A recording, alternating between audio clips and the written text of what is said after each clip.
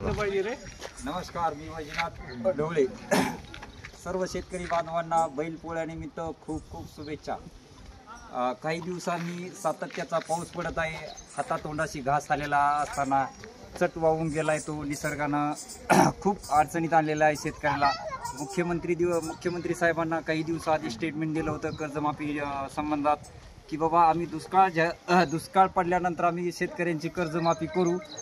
मुख्यमंत्री साहेबांना माझी एकच विनंती आहे, आता ओला दुष्काळ जाहीर करून सर्व शेतकऱ्यांचा सातबारा कोरा करण्यात यावा ही सर्व शेतकरी बांधवांची पोळ्यानिमित्त मागणी आहे. जय हिंद, जय महाराष्ट्र. कैसा हो बच्चू कडू जैसा हो.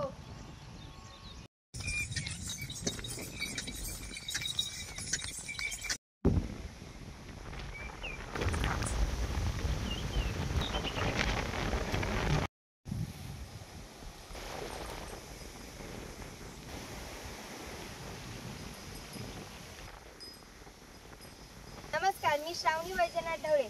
सर्वप्रथम सर्व शेतकरी बांधवांना बैलपोळ्याच्या खूप खूप शुभेच्छा. आज मी कर्जमाफी बद्दल 2 शब्द बोलणार आहे.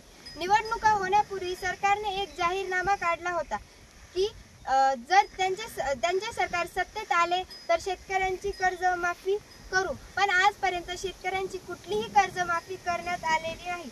शेतकऱ्यांच्या तोंडाला पानं पुसण्याचं काम हे सरकार करत आहे. शेतकऱ्यांच्या मालाला योग्य तो भाव तर नाहीच, पण योग्य भाव मिळावा म्हणून स्वामीनाथन आयोगाच्या शिफारसही चालू शेतकऱ्यांच्या कर्जमाफीसाठी महाराष्ट्रात दिवसेंदिवस मोठ्या प्रमाणात आत्महत्या होत आहे.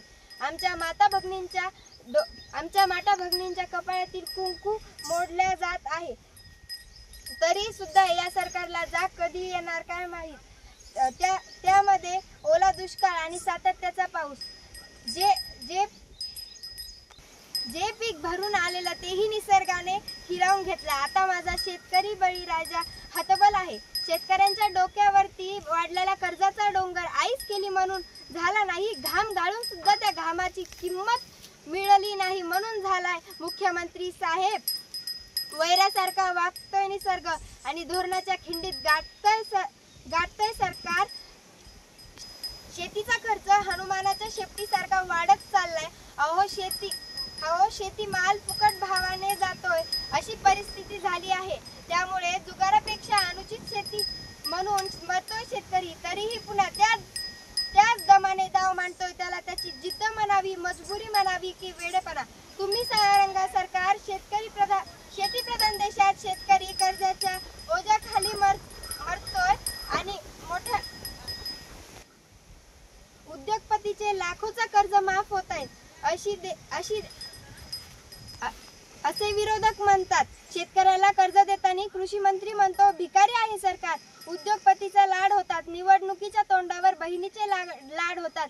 सत्तेत बसणारा मायबाप शेतकरी कधी लाडका होणार हाच आहे शेतकरी मुलीचा सवाल. तमाम महाराष्ट्रातील शेतकरी बांधवांचा सातबारा कोरा कोरा कोरा झालाच पाहिजे. अपना बिडू बच्चू भाऊ कडू, देश का नेता कैसा हो बच्चू कडू जैसा हो. भारत माता की जय. भारत माता की जय. वंदे मातरम. जय जवान जय किसान. वंदे मातरम वंदे मातरम वंदे मातरम. अरे वर नको.